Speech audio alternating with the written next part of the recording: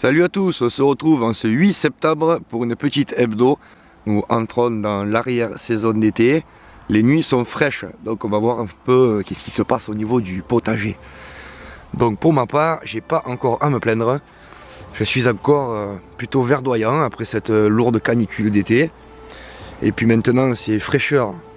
C'est vrai qu'on a tendance à remettre le pull et puis le jogging pour être tranquille au jardin. Certains, bien sûr, plants de légumes commencent à tomber malades et à péricliter, c'est tout à fait normal. Il n'y a pas d'inquiétude à ce niveau-là, que ce soit du mildiou ou de l'oïdium, surtout sur tout ce qui est courgettes, c'est tout à fait normal. Pour ma part, il y a eu de très belles récoltes et je ferai un récapitulatif de la saison en fin d'année. C'est-à-dire plutôt savoir qu'est-ce qui s'est passé au potager pendant toute cette année. Vous voyez, on a encore beaucoup de choses à venir là, comme de super grosses tomates. On a fait des magnifiques tomates là de plus de 450 grammes. C'était quelque chose d'assez exceptionnel. Il y a encore beaucoup de récoltes à venir, comme vous pouvez le voir. Bien sûr, on profite encore des rayons du soleil pour récolter un peu de tout ce qui est derniers haricots, avec encore quelques poivrons, des piments, des aubergines. Mais bientôt, ça sera temps de laisser place au potager d'automne, qui d'ailleurs a été planté ici. On va y aller là, on va aller voir ce qui se passe. Donc c'est vrai que j'ai fait pas mal de choses cette année et j'ai eu pas mal de leçons à tirer de quelques-unes de mes erreurs. Notamment, j'ai pas pris en compte dans la période de mes semis ce qui est quelque chose de réel, c'est-à-dire le changement climatique. Je me suis fié aux dates inscrites sur les paquets de graines, ou alors à quelle date on nous préconisait de planter les graines, ce que les semenciers expliquent, par exemple planter telle date à telle date. Et puis c'est vrai que j'ai pas du tout pris en compte le changement climatique. Alors il se trouve que certaines variétés qui étaient plutôt faites pour du froid, il a fait un peu trop chaud, donc c'est monté en graines tout de suite. Et d'autres qui étaient faites pour du chaud, il faisait encore un petit peu trop froid et du coup ça a périclité. Donc l'année prochaine, j'essaierai de prendre en compte ces fameux changements climatiques qui sont basés sur mes observations. Et j'ai aussi fait une petite moyenne là par rapport aux 20 dernières années dans ma région pour voir un peu les hausses de température, les baisses de température. Donc voici par exemple un graphique là qui est surtout représentatif de l'hygrométrie, bien que j'y fasse apparaître des températures maxi et mini de saison. Vous voyez plusieurs sites internet pour trouver ce genre d'informations qui remontent à très loin. Et on voit que dans le temps, avant c'était quand même quelque chose d'assez cyclique là dans ce graphique là. Vous voyez, ça représente un schéma qui se répète.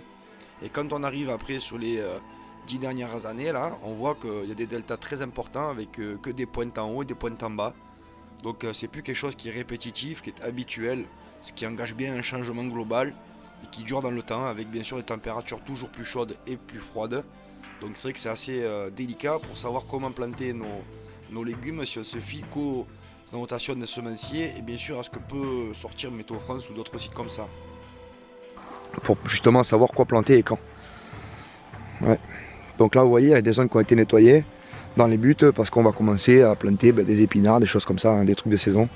Aussi j'ai de plus en plus d'abonnés qui me demandent de faire mois par mois ce que je fais au jardin. Et c'est vrai que je trouve qu'il y a déjà pas mal de vidéos qui traitent de ce sujet-là.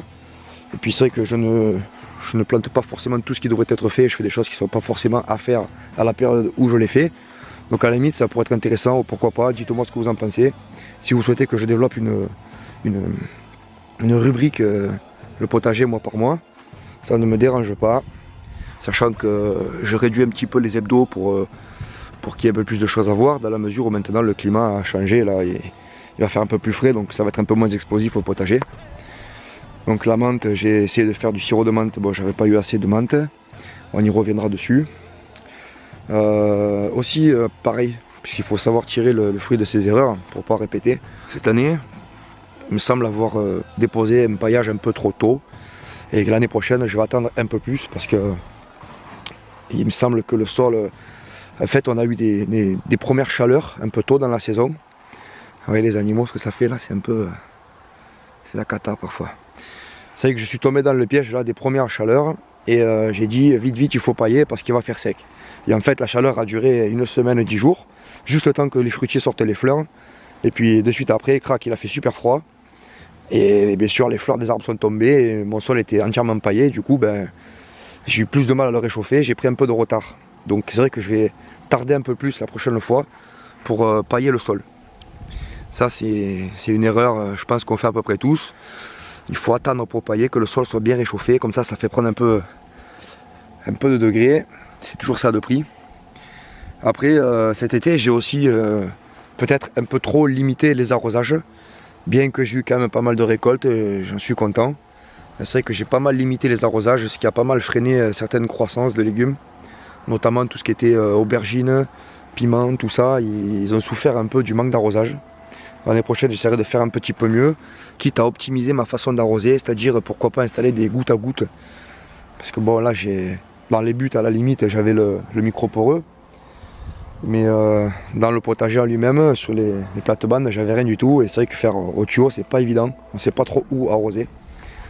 Quelque chose qui est un peu délicat. Ensuite, peut-être mon erreur aussi, c'est d'être parti sur trop de variétés. Par exemple, les tomates, j'étais parti sur 6 ou 7 variétés différentes, plantées par 8 ou 10 pieds à chaque fois. Et le problème, c'est que quand on veut faire des récoltes pour une tomata, pour une recette quelconque, ou alors pour avoir ne serait-ce que les mêmes tomates, eh ben, je me retrouvais tous les soirs avec 2-3 tomates de chaque. Et finalement, j'aurais peut-être mieux fait de maximiser le nombre de pieds plutôt que le nombre de variétés. Et cette année, j'ai vu que ce qui a très très bien marché, c'est pour moi les tomates gourdes jaunes avec les cerises roses. Et bien sûr, la noire de Crimée, ça c'était un best-of parce que là, faisait minimum 300 grammes par tomate.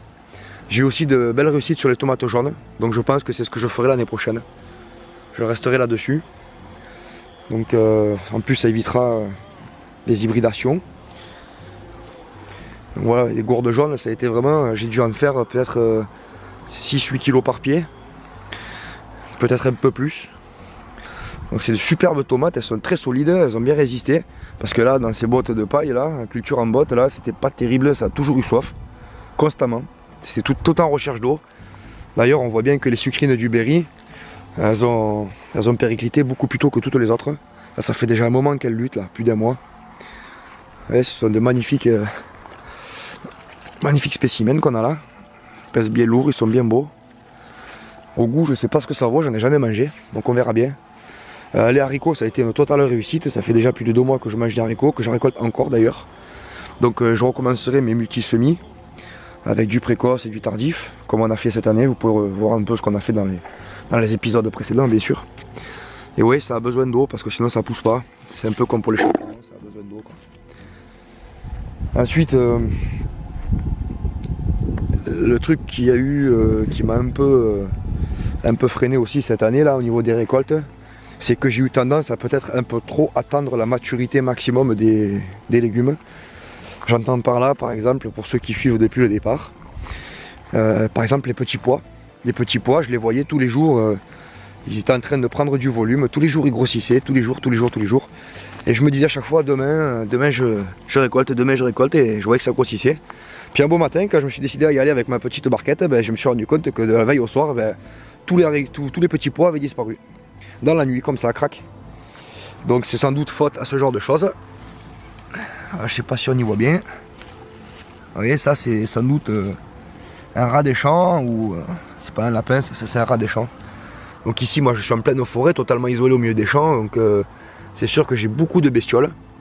Notamment, bon on va y revenir un peu plus tard quand je vais vous montrer ce qu'il a fait. Vous voyez, même les framboisiers, ils ont souffert de l'eau. Ils ont souffert. Ils ont eu besoin d'eau et puis j'ai pas pu beaucoup en fournir en limitant les arrosages. En plus j'étais en restriction d'eau, je vous l'avais expliqué. En Centre-France, je sais pas ce qui se passe, mais on a été vraiment touché plein fer là. Tous les étangs ont baissé, les niveaux d'eau. Il y a même certaines villes ici dans le département qui ont carrément alimenté la population avec des bouteilles, pour dire qu'ils avaient fermé l'eau du robinet, quoi. Donc je trouve que c'est catastrophique parce qu'ici normalement on est censé avoir de l'eau à profusion. Donc là vous voyez, les nuits sont fraîches. Et du coup, j'ai retiré le paillage sur la butte là. Et je vais commencer à repiquer bientôt les épinards que je vais vous montrer tout à l'heure. Et après, je vais y remettre un petit mulch par-dessus pour être tranquille. Pour éviter que s'il pleut, ça lessive. Bon, on n'est pas encore dans la saison des pluies. Ensuite, une autre petite erreur, c'est par exemple, je vais vous le montrer juste là. Vous voyez, bon là c'est juste, c'est pas trop gênant, c'est juste un exemple, mais j'ai laissé un peu trop courir les courgettes. Et c'est surtout que j'ai cru que j'allais mourir de faim. Donc j'en ai planté peut-être un peu trop. J'ai du mal à écouler. Donc c'est vrai que l'année prochaine, je ferai en sorte de moins laisser courir les courgettes, quitte à les tailler. Et surtout, c'est entamer les récoltes beaucoup plus tôt. Parce que là, j'ai été dépassé, malgré que j'en ai mangé plein de petites. Et ben tout de suite, elles étaient super grosses, quoi. Donc j'ai eu que des gros spécimens. Et c'est vrai qu'aller manger un par un, ou à faire des bocaux, ben, tout ça, ça prend du temps. Ça prend beaucoup de temps. Donc l'année prochaine, j'essaierai de faire courir un peu moins. Alors soit c'était une année à courgettes et du coup j'ai été envahi et que l'année prochaine il y en aura moins, je sais pas. Donc je vais pas limiter le nombre de pieds parce que parfois il y a des échecs. Mais en tout cas l'année prochaine je vais les tailler un peu plus. Pour maximiser un peu la place et puis surtout aussi pour tenter d'avoir des fruits plus petits et en plus grande quantité. Vous voyez, là les haricots ils ont commencé à fournir ce que j'avais dit. Donc c'est la troisième rotation de fleurs qu'ils ont commencé à me faire les haricots. Mais là c'est des spécimens qui sont complètement énormes, avec la coque très dure. Vous voyez, il y en a de partout comme ça, des gros haricots. Et c'est vrai que cette variété là, elle fournit une espèce de mur végétal très très épais. Donc cette année, le peu que j'ai là, ça va me servir pour la semence pour l'année prochaine. Parce qu'il n'y en a pas énorme, je ne sais pas si vous vous rendez compte, il n'y en a pas beaucoup. Alors peut-être l'exposition qui n'a pas bien fonctionné, je ne sais pas. Ensuite, reprenons, vous avez vu, j'ai fait une petite liste là pour mixer un peu l'hebdo. En même temps que l'hebdo, je fais un peu le récapitulatif de quelque chose que je pourrais modifier pour l'année prochaine. C'est pas forcément des erreurs, mais c'est des petits réglages, quoi. Des choses qui vont pouvoir améliorer les cultures. Donc après, on peut parler aussi, voyez, on en était au numéro 5, attendre trop longtemps que les récoltes soient mûres. Là, on va passer au numéro 6. D'ailleurs, je viens de le faire, c'était les courgettes. Bon, le numéro 7, ah oui, le numéro 7, ça a été fatal. Maintenant, j'ai décidé que je ne planterai plus jamais de choux en période très sèche. Parce que cette année, j'ai été envahi d'altises qui m'ont complètement ravagé les crucifères. Mais comme vous pouvez le voir, ça repousse en fait. Il n'y avait plus rien. Ils avaient une belle racine, ils ont pu continuer à faire un tout petit peu de photosynthèse. Et ils repartent tous. Je ne sais pas si vous le voyez. Tous les choux qui ont été dévorés, ils commencent à repartir tranquillement. Il y en a qui ont pris une belle taille déjà. Donc en fait, est-ce que ça vaut le coup d'arrêter complètement? Je vais dire oui, parce que ça m'a mangé tous les crucifères. Ça s'est pas limité qu'aux choux. Donc certes, les choux repartent. Vous voyez, les choux ça repart. Mais les crucifères que j'avais plantés, ben, eux, ils n'ont pas survécu. Donc, sachant que ceux-là, ils sont plantés depuis déjà quelques mois. Et cette nouvelle rotation, je viens juste de la mettre maintenant. Vous voyez, ils ont déjà une belle taille. Ils vont bientôt rattraper ceux qui sont là. Donc est-ce que ça vaut le coup de planter des choux en été et se faire envahir par les altises? Je ne pense pas. Je ne pense pas. Belle réussite aussi cette année, ce sont les fleurs. Là, il n'y a pas à dire. J'ai jamais eu un jardin aussi fleuri que là. C'est vrai qu'en début de saison, j'y croyais pas trop. Je pensais pas que ça allait donner autant de couleurs. Mais alors, quelle gaieté au potager. C'était super. Pareil pour les aromates. J'en ai ajouté de partout. Il n'y en a pas beaucoup qui ont pris vraiment bien comme il faut. Donc j'ai été assez limité au niveau aromatique. Donc l'année prochaine, je pense que j'en ferai davantage. Et vous voyez ce que je vous disais par rapport au but, regardez. Ça, c'est un trou de rongeur, ça. Ça mange les racines à l'intérieur, ça sort la nuit, ça bouffe les fruits et les légumes. Vous voyez, quand vous avez des belles grosses tomates là, qui doivent faire pas loin de 250-300 grammes, là, et que vous arrivez qu'elle est coupée en deux, mâchée, franchement, ça fout un peu les boules. C'est pour ça que la culture sur but, oui, et peut-être non aussi. Voilà, à voir. Mais là, bon, j'avais pas du tout de sol, j'étais obligé de cultiver sur cette butte. Ensuite, autre chose, vous voyez cette parcelle là ici, donc ça serait peut-être la chose à modifier numéro 8. Je pensais faire courir les plants et les tutorer par la suite. Et puis en fait, j'ai pas du tout eu le temps. Là, la technique d'avoir laissé courir les plants, ça a été génial. Parce que vous voyez, les pieds sont tout petits. Ils montent à 1,60 m au maximum. Donc en fait, la technique, ça a été de laisser courir les plants jusqu'à temps qu'ils fassent leur première tomate. Et dès qu'ils font leur première fleur, tac, je les tuteur. C'était super. Ça m'a donné des petits pieds avec une production ultra dense. On va aller voir ça de plus près tout à l'heure. Mais là, ici, il s'est passé que la tomate cerise, ça pousse pas pareil que la tomate normale. Ça fait plein de branches de partout. Et du coup, ben, j'ai pas réussi à tutorer comme il aurait fallu. Et tous les tuteurs se sont pétés. En plus, j'avais pris des petits tuteurs en bambou là. Je me suis fait avoir. Et ils ont tous couché. Parce que pourquoi? Il y a un couloir devant là, je sais pas pourquoi. Il y a eu trop de production, trop de cerises, et tout s'est cassé, ça s'est mis par terre. Et en se mettant par terre, bien sûr, c'est le frigo des petits rongeurs. Donc c'est peut-être pas un mal parce qu'ils viennent manger là-dedans. Puis bon, j'en ai toujours plein, hein, si vous regardez, il y en a de partout encore. Hein. Il y en a des vertes, il y en a des rouges. J'arrive à en faire de belles récoltes, je les rince abondamment à l'eau pour éviter les risques. Si jamais ils font des urines ou quoi dessus, voilà, il faut quand même être conscient de ça. Vous voyez, vraiment de partout. Hein. Mais c'est vrai que c'est pas tip top, quoi. Donc l'année prochaine, je pense fabriquer carrément une armature. Parce que tutorer, si je peux dire à l'ancienne, les plants de tomates cerises, c'est vraiment pas évident. Il me faudrait vraiment une GoPro, parce que là, avec une main, c'est vraiment pas cool. Donc ça, c'était surtout l'erreur numéro 8, là. Donc ne pas avoir tutoré assez solide ces petits plants-là. Parce qu'en fait, tout de suite, j'ai remarqué que j'avais peut-être mal préparé le sol. J'avais tenté d'étouffer un peu toutes les plantes endémiques. Mais tout de suite, je me suis retrouvé avec des bourses de pasteur, il y avait du kénopode, j'ai eu du chien-dent, de la cardamine, j'ai vu du liseron, du chien-dent, de la prêle, il y a eu du lierre qui est venu là-dedans, de l'oxalis, du plantain, des boutons d'or, la renoncule là. Il y a eu de la ronce, du rumex, du laitron, du mouron, de l'ortie, du pissenlit. Vraiment, ça pousse partout. J'ai pas arrêté de venir désherber. Et vous voyez, maintenant, il y a une espèce de couloir où on voit que j'ai marché. Donc en même temps, on écrase un peu les trucs, c'est pas top. Et bon, là, ça a poussé tellement fort et tellement vite que même si j'avais voulu, ben, j'aurais pas pu. Donc directement à la plantation, cette fois-ci, sur les tomates cerises, je mettrai des tuteurs. Pas comme sur les grosses tomates. Les grosses tomates, ça peut se contrôler. Mais les petites cerises, là, ça a été explosif. Ensuite, si on avait parlé de l'erreur numéro 9, vous voyez, la météo, elle est là. Et Météo France m'annonce qu'il n'y a pas de pluie pendant 4 jours. Depuis déjà 2 jours. Seulement cette nuit, il a plu abondamment. Le problème, c'est que j'ai fait un peu trop confiance cet été à Météo France et au pronostic de météo.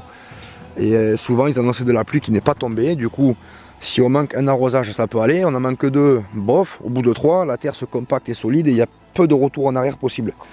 Et donc cet été, ayant peu arrosé moi-même, j'ai fait confiance à la météo.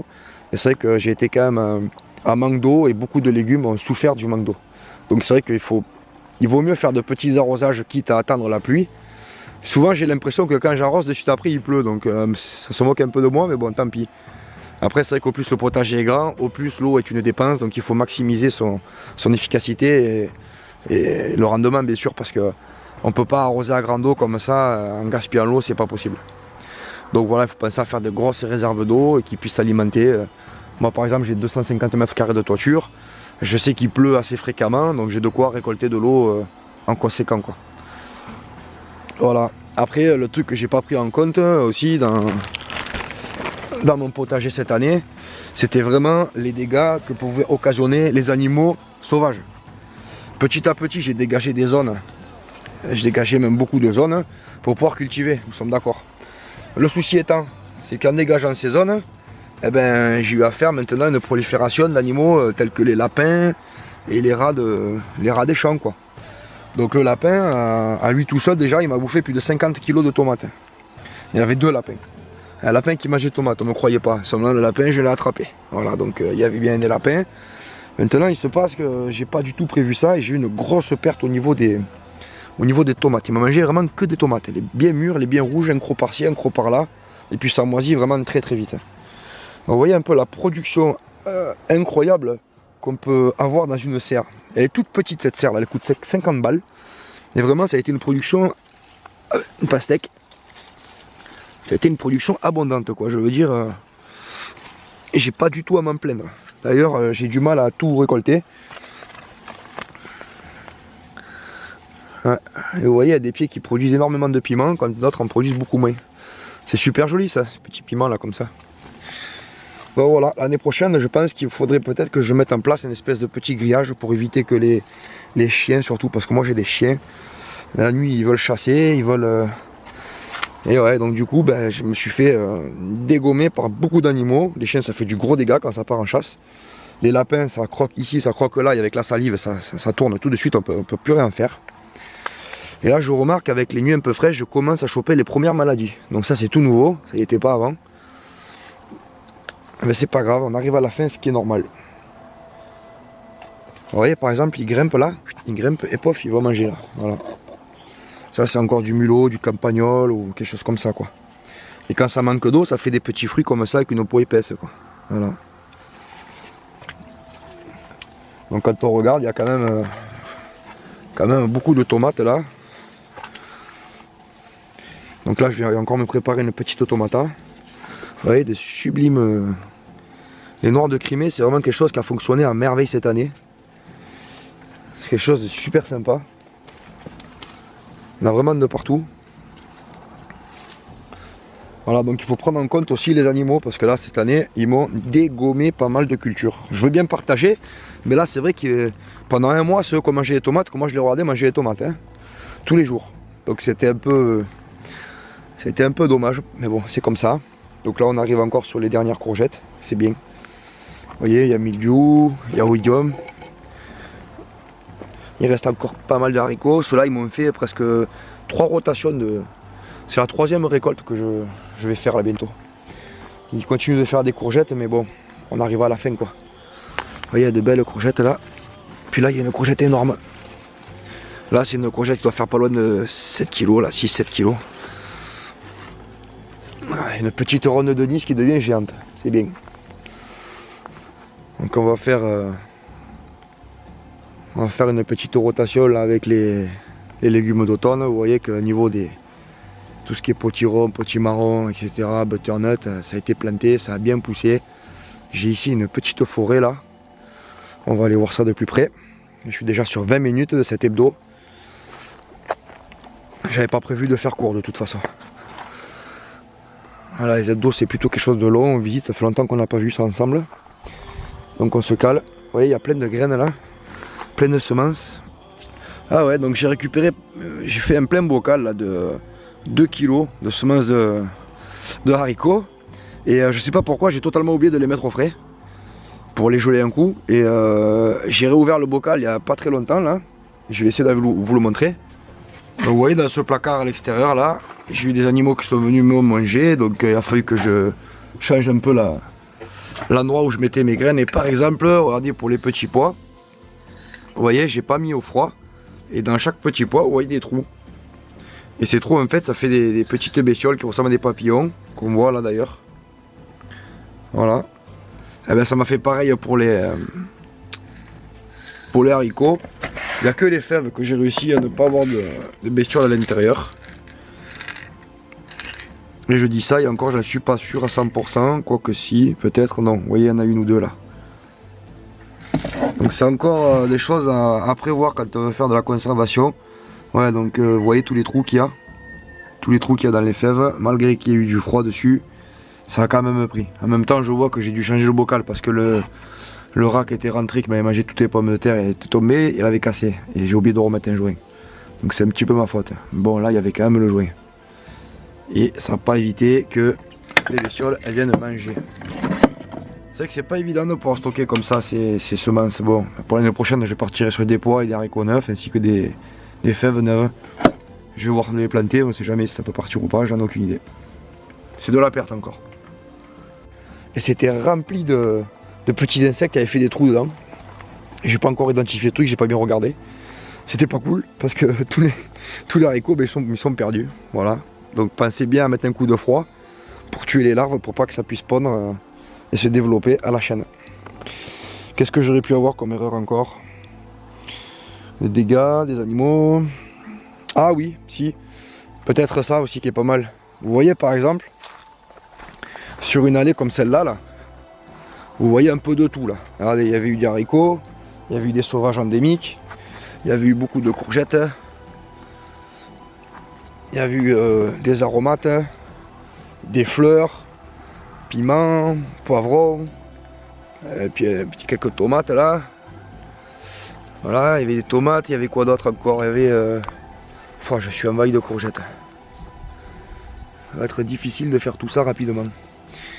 Et du coup, en fait, ce qui se passe, c'est que tout s'est mélangé tellement vite qu'il y a des choses qu'on pris dessus sur d'autres qui se sont perdues. Notamment les concombres se sont perdus totalement. Et j'ai eu une belle perte de concombres. Et en fait, je pense que pour maximiser la place et les récoltes, il faudrait faire rang par rang d'une même variété pour comme ça. C'est sûr qu'on dit qu'il faut tout cultiver mélangé. Moi, j'aime bien cultiver mélangé. Mais là, en l'occurrence, ça a été vraiment... Là, vous voyez, il y a eu un combat épique, là. Il y a eu un combat. Et puis, tout a été couché, tout a été cassé. Donc ça, c'est les animaux, les chiens qui ont chassé quelque chose. Ouais. Donc, vous voyez, j'essaie d'attraper le lapin avec ça là, donc il faut demander une autorisation pour pouvoir déposer le piège. Puis après, je vais le déposer beaucoup plus loin, quoi. Pour essayer de voir qu'il se multiplie. Mais bon, c'est encore autre chose. Et bon, ben, pour avoir tout mélangé, ça a été sympa, mais quand tout est mélangé, ben, y a des choses qui prennent au-dessus sur d'autres et puis il y a beaucoup de pertes. Donc je pense que pour augmenter les rendements, il faut faire rang par rang, un peu à la façon des tomates, là, comme ça. Rang par rang, et puis comme ça on est tranquille. Cette année, j'ai eu gros échec avec tous les légumes racines, que ce soit carottes, patates douces. Il y a eu l'artichaut qui n'était pas un légume racine, mais là j'ai eu un échec aussi parce que le sol n'était pas préparé. Je pense qu'en amont, avant de faire ces légumes-là, il faudrait peut-être voir de préparer le sol. Et moi je ne l'ai peut-être pas fait parce qu'au départ c'était quand même un sol frais, profond et il était idéal. Je me suis dit c'est bon, ça va pousser. Mais au bout de 2, 3, 4 semaines, boum, tout s'était compacté, il y avait peut-être un peu trop d'argile là-dedans. Et puis voilà, j'ai pas trop fait attention, j'ai pas fait cas. Et puis du coup, ben, j'ai pas eu ces récoltes-là, et comme la patate douce. Donc l'année prochaine, je préparerai un sol pour ces cultures-là. En sachant que je vais y mettre que ça. Regardez-moi ces mastodontes. Donc là, on est dans la tomate noire de Crimée. Je sais pas si vous avez remarqué, mais il y a un rang complet de tomates qui a disparu. Il a été couché, il a été ravagé par le vent, il a été ravagé par les animaux. Donc je l'ai retiré. Il était là, en fait. Il était ici, là, tout le long. C'était les tomates allongées. Donc j'ai pas eu de cul noir, j'ai pas eu de nécrose apicale cette année. Par contre, j'ai un maximum de tomates. Elles n'ont jamais été taillées. Elles sont jamais tombées malades. Et là, elles sentent qu'ils commencent à faire la faim, donc elles se disent on va faire quelques fleurs. Mais bon, là, à mon avis, il n'y aura pas de tomates, c'est sûr. Il commence à faire beaucoup trop froid. Donc là, j'ai encore quand même pas mal de kilos à récupérer. Ouais, c'est mélangé un peu avec des choses qui se sont atrophiées par la soif. Oh, je dis ça, mais quand même, ils y sont les betteraves, si on regarde. Voilà, donc j'avais mis des betteraves, j'avais mis quand même pas mal de choses. Et avec la sécheresse, bon, ben, j'ai pas pu tout arroser. Donc voilà. En même temps, vous savez que lorsque on engage un stress hydrique ou voire même thermique sur une plante, celle-ci va maximiser son drainage du sol pour mettre un maximum d'éléments nutritifs dans sa graine. Donc le fruit qu'on va manger, par exemple la tomate, elle sera beaucoup plus nutritive pour nous qu'une tomate qui aura poussé en tout confort, bien arrosé, un fruit bien gros. Et peut-être que là le fruit il est plus petit, un peu plus rachitique, mais en tout cas il a un goût plus authentique et il a beaucoup plus de nutriments à l'intérieur qui sont biodigestes pour nous. Et c'est vrai que là, un petit coup de stress de temps en temps, ça fait pas trop de mal. Ben là ça a été plus que stressé. En plus il va de soi que pour la mémoire génétique, pour la résilience, la maman, enfin l'arbre là, va transmettre les informations aux futures graines qui va dire attention, peut-être qu'il n'y a pas beaucoup d'eau, fait des racines plus profondes. Donc ça, il y a encore des études à ce sujet-là, concernant la mémoire des graines. Mais j'ai tendance à le croire, parce que c'est vrai que depuis quelques années que je cultive mes propres variétés, j'évite d'arroser, voire j'arrose presque pas. Et j'ai quand même des légumes de plus en plus abondants, vous le voyez sur ces tomates-là. Le sol, bon, il a plu cette nuit. Vous voyez, j'ai la chance d'avoir des bons paillages à base de BRF, donc il a plu. Et l'eau s'est stockée tout de suite dans ce sol qui est très généreux. Il est plutôt argilo-humique. En même temps, j'avais une forêt ici à l'époque. Enfin, si on peut appeler ça une forêt. J'avais un taillis. Il reste encore des haricots. Beaucoup d'haricots cette année. Des concombres. On voit les concombres là. Les piments.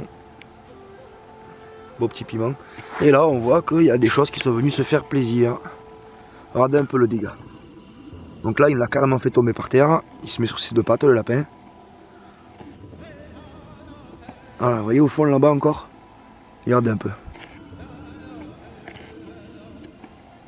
Donc je peux encore augmenter la casse, quoi. Il y a eu encore des tomates. Mais là encore, ce sont les petites, ce ne sont pas les grosses Saint-Pierre. Les grosses Saint-Pierre d'ailleurs, il n'y en a plus. Mais au départ, il s'est attaqué vraiment aux très très grosses tomates, que ce soit les Saint-Pierre ou que ce soit les Noirs de Crimée. Les petites, il les touchait même pas. Et un gros par-ci, un gros par-là, ben, ça allait très très vite, en perte. Ça a été quelque chose d'extrêmement désagréable.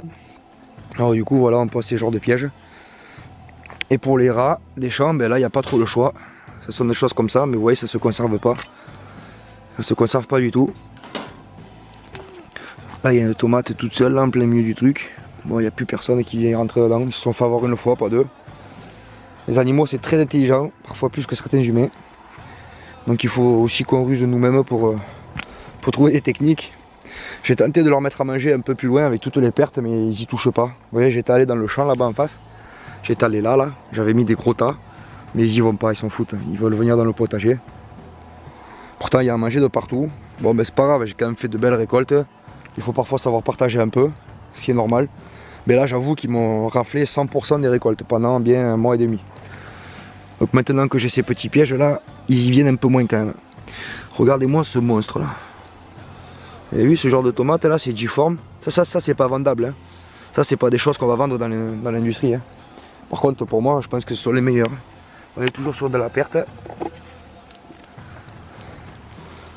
Donc voilà où j'en suis moi début septembre. Il y a encore de belles récoltes à venir.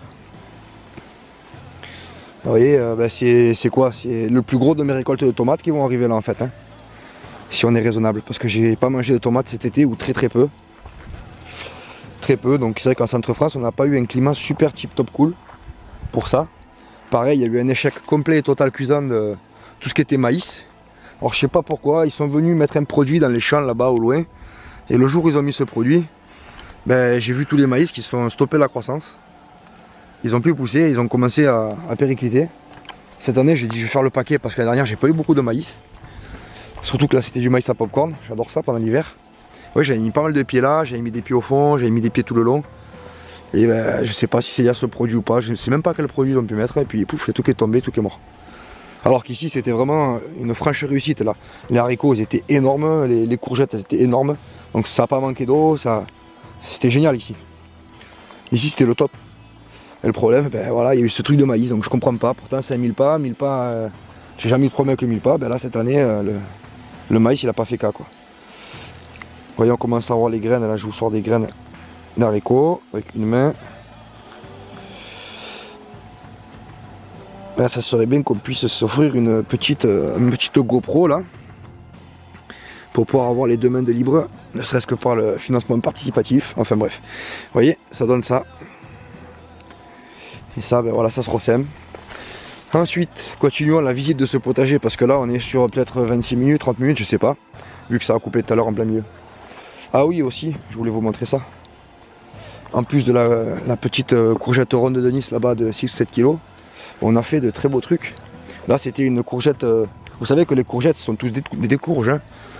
Seulement il faut laisser mûrir plus longtemps. Regardez-moi ce monstre là. Vous voyez un peu la taille de ma main. Voilà, et ça normalement c'est une blanche. C'est assez fabuleux quoi. Vous voyez, donc l'année prochaine je vais quand même repartir sur de la semence neuve parce que je crois que cette année j'ai fait quand même pas mal d'hybrides. Et puis je voulais le faire de toute façon parce que ça fait trop longtemps que je me trimballais les mêmes semences. J'ai pas eu de surprise, vous voyez les courgettes, ce sont les courgettes que j'ai plantées. Il n'y a pas trop eu de surprise mais bon j'aimerais diversifier un peu ma génétique ici. C'est pas plus mal parfois d'apporter un peu du sang neuf.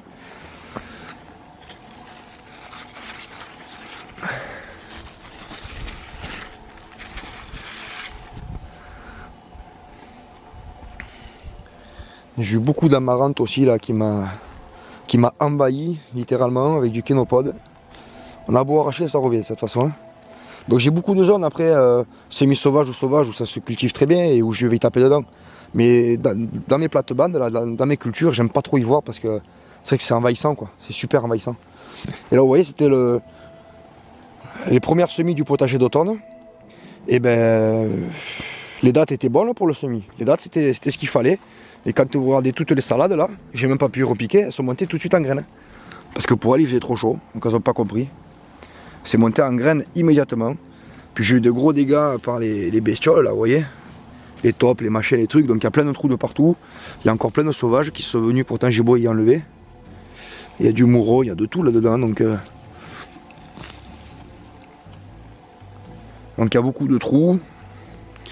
Bon, on voit qu'il y a des carottes, des salades. Les navets, je les vois plus. Il n'y en a plus. Pareil pour les radis, il n'y en a plus.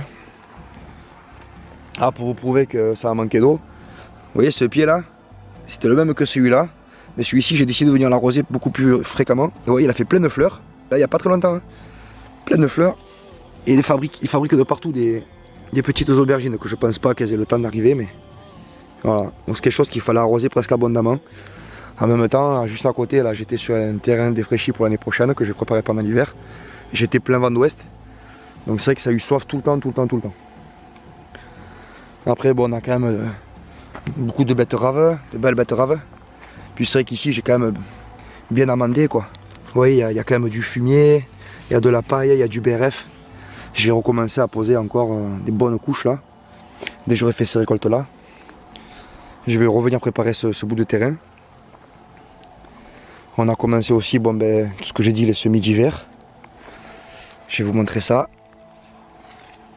C'est qu'elles sont comestibles, hein, les feuilles de betterave. On peut en mettre dans la salade, c'est parfait.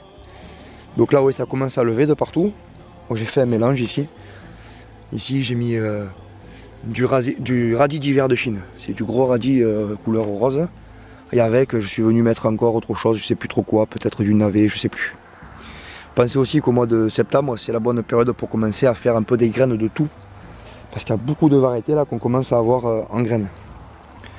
Ça peut faire partie des explications à donner ce que je fais au potager au mois de septembre. Mais je fais tellement beaucoup plus.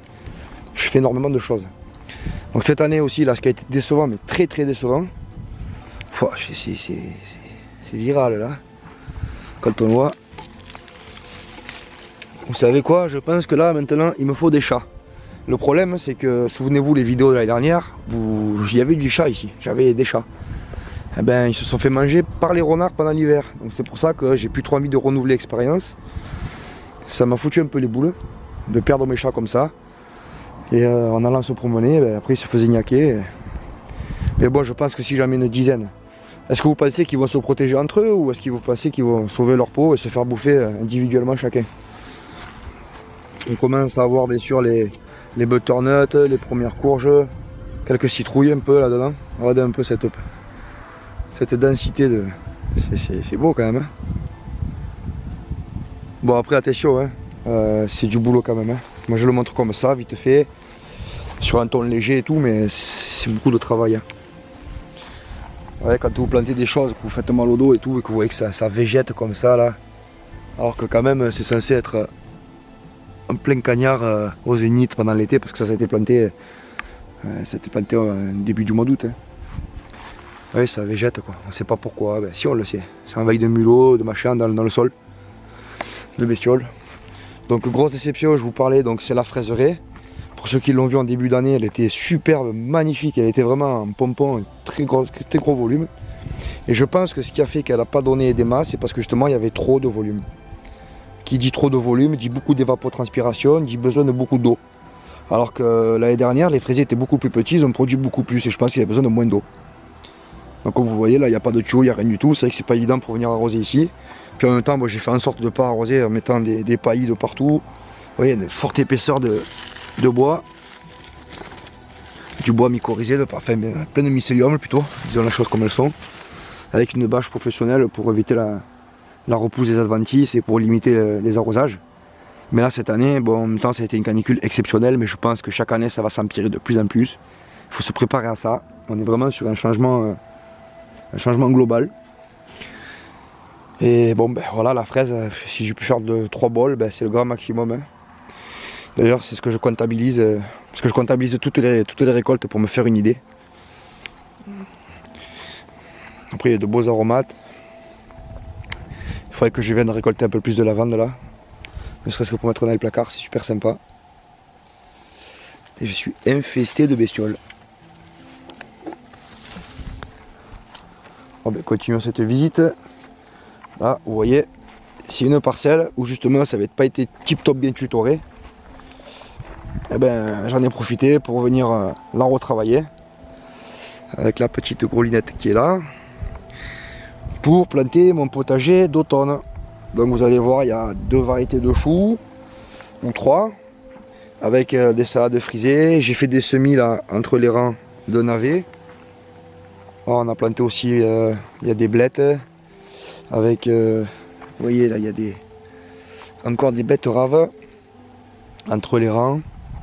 Il faudrait que je ressème d'autres petits légumes là. Ça, ce sont les salades que vous voyez là, de Babou Papou, le roi du désert, qui m'a donné ça. Vous voyez, elle pousse très très bien. Je vais pas tarder à aller chez lui pour le voir et faire une petite vidéo de son jardin.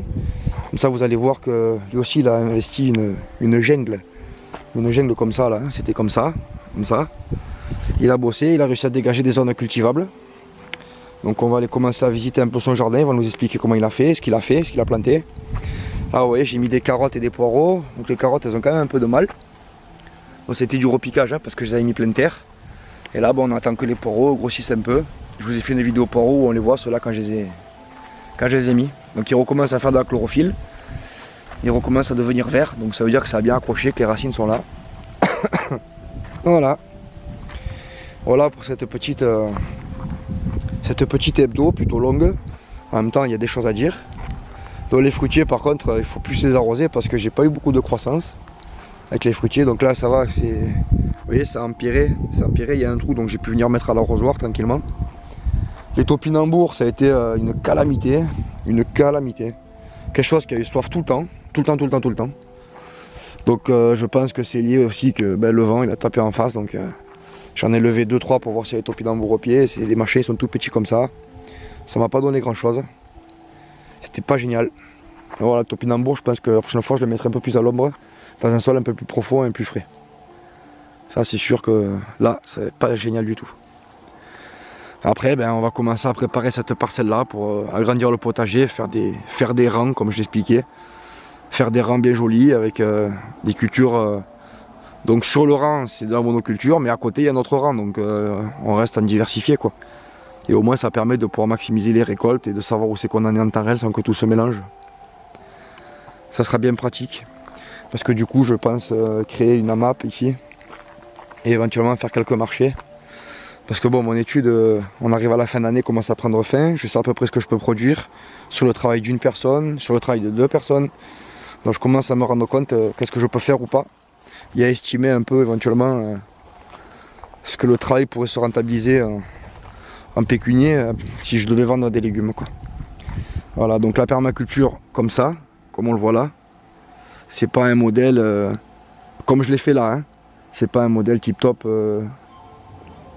rentable, c'est pas vraiment fait pour être économiquement intéressant. Quelque chose d'un peu plus organisé par an, là ça commence à être déjà un peu mieux. Déjà faciliter le travail des herbages, les récoltes, les semis, les repiquages, le travail du sol, les arrosages, tout ça il faut le prendre en compte. Donc voilà, peut-être que pour rentabiliser et avoir plus de récoltes, il faudrait peut-être réfléchir à ne pas mélanger autant que ce que j'ai pu le faire. Bien sûr, moi en tant que particulier pour le moment, je peux me faire plaisir encore. Vous voyez, avec des fleurs de partout, des mélanges, parce que moi j'adore ça. Mais après, bon, mon étude sur les rentabilités prouve que c'est peut-être mieux quand c'est mieux organisé par an. Voilà, donc pour cette petite mise à jour. Je continue de faire des récoltes de graines. Vous avez été très nombreux à voir les dernières hebdos. Et donc maintenant, est-ce que vous seriez éventuellement aussi nombreux à être intéressés par un potager mois à mois? Voilà, en sachant que je peux développer ce sujet-là en vidéo. Sachant aussi que les hebdos maintenant vont être un peu moins nombreuses parce qu'on arrive sur des saisons qui sont un peu plus molles au potager, quoi. Il y a un peu moins de mouvement, c'est moins explosif qu'en plein été. Pour le raisin, comme vous pouvez le voir, j'ai été littéralement assailli par des petits oiseaux qui m'ont littéralement tout bouffé. Je n'ai pas mis de filet de protection, car l'année dernière je n'en ai pas eu besoin. Mais cette année, comme vous pouvez le voir, ça a été volé. Des dizaines et des dizaines de kilos. Ça alourdit encore un peu la facture des pertes. Voilà, bon, il y a encore de belles... grappes. Je vais pas tarder à faire la vendange là. Bon, il n'est pas très gros celui-ci. On a manqué d'eau. Il y en a qui sont beaucoup plus jolis que d'autres. Mais déjà pour faire les jus, il est très sucré. Pour faire le jus, c'est vraiment le top. Donc j'attendais ce moment avec grande impatience. Et puis là, je me rends compte que les oiseaux, ils m'ont flingué. Donc, ça n'a pas été très gentil à eux. Et bon, comme vous le voyez, il reste encore beaucoup de grappes. Donc un résultat à peu près similaire à l'année dernière. Sachant que si j'avais pas eu toutes ces attaques, j'aurais eu peut-être beaucoup plus.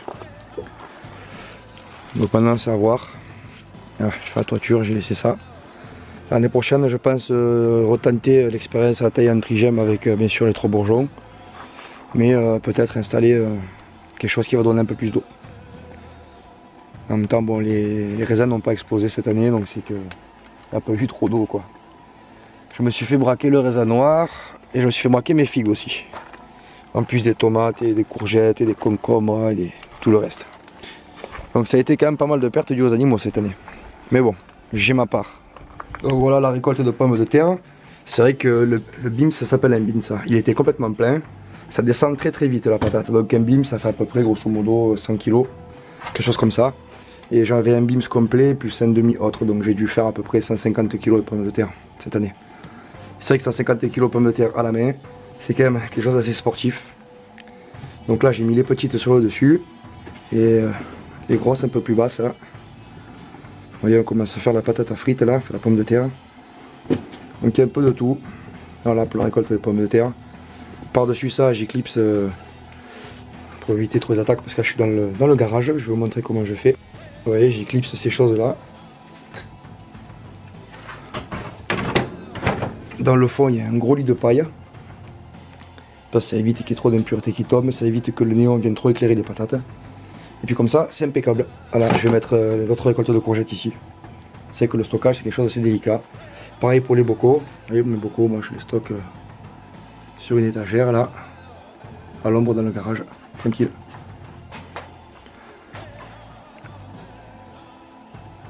Ça commence à en faire. J'en ai d'autres qui arrivent encore.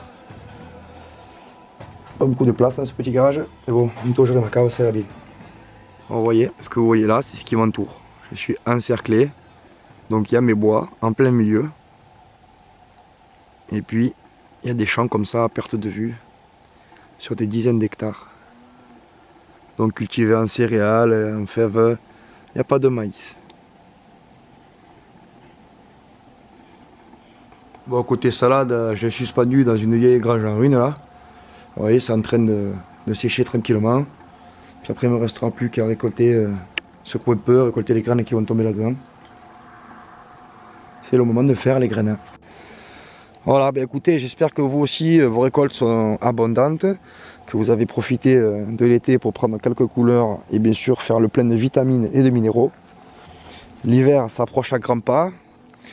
Pour l'autonomie, prévoyez aussi la coupe de votre bois. C'est le moment de préparer le bois pour l'année prochaine. Disons plutôt pour dans 2 ans, avec des belles rotations de bois. Les bocaux, moi, sont en train de se faire là. J'en ai déjà une trentaine, je continue d'en faire. Et puis écoutez, je vous dis d'ici là, je reste la plantation du potager d'automne. Et puis on se retrouve très bientôt pour un nouveau contenu vidéo. Allez, ciao ciao les permas, salut!